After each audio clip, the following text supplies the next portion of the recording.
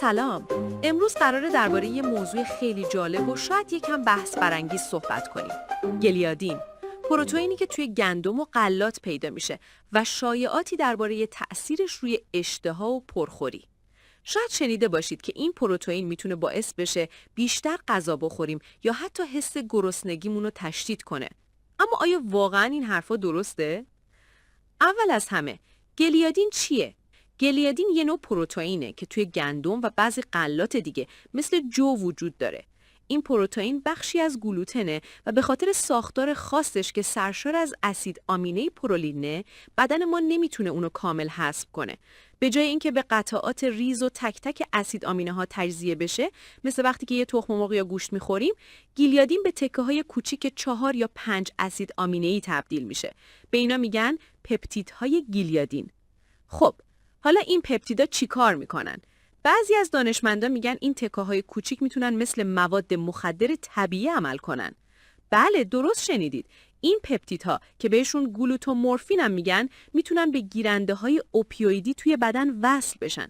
این گیرنده‌ها همونایی هستن که حس لذت و پاداش رو توی مغز ما فعال میکنن. اما آیا واقعاً این پپتیدها میتونن وارد مغز بشن و ما رو وادار کنن بیشتر غذا بخوریم؟ اینجاست که داستان یکم پیچیده میشه.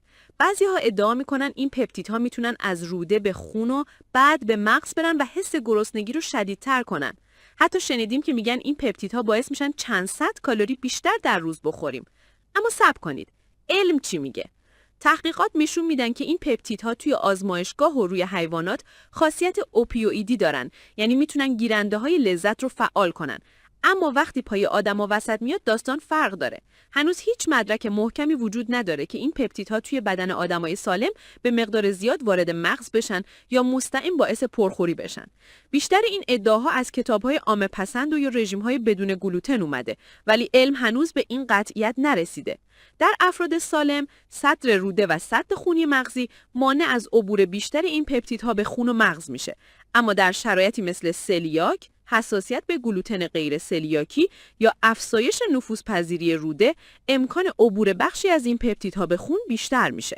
در کل، شواهد قطعی از این که این پپتیدها در مقادیر قابل توجهی به مغز افراد سالم برسن بسیار محدود و بحث برانگیزه. پپتیدهایی که از طریق غذا وارد جریان خون میشن، عموماً توسط آنزیم‌های موجود در پلاسما و دیواره رگ‌ها به سرعت تجزیه میشن و نیمه عمر بسیار کوتاهی دارن. برای اینکه یک اثر طولانی مدت بر مغز و اشتها داشته باشن، باید به مقدار کافی دست نخورده باقی بمونن و به گیرنده‌های مرتبط با اشتها در مغز متصل بشن که اثبات این امر در انسان دشواره. حالا این یعنی چی؟ یعنی نون و ماکارونی نخوریم؟ نه. اگر بیماری سلیاک یا حساسیت به گلوتن ندارید، نیازی نیست نگران گلیادین باشید. اشتهای ما به چیزهای زیادی بستگی داره. هورمون‌ها، استرس، خواب و حتی عادت‌های غذاییمون. حذف گندم ممکنه برای بعضیا حس بهتری بده، ولی این به خاطر تغییر کلی رژیمشونه، نه فقط گلیادین. خلاصه اینکه گلیادین یه پروتئین جالبه، اما اینکه مستقیما باعث پرخوری بشه بیشتر شبیه یه فرضیه است تا یه حقیقت علمی ثابت شده. این درسته که گلیادین کاملا هضم نمیشه و میتونه به پپتیدهایی با فعالیت اوپیویدی تجزیه بشه.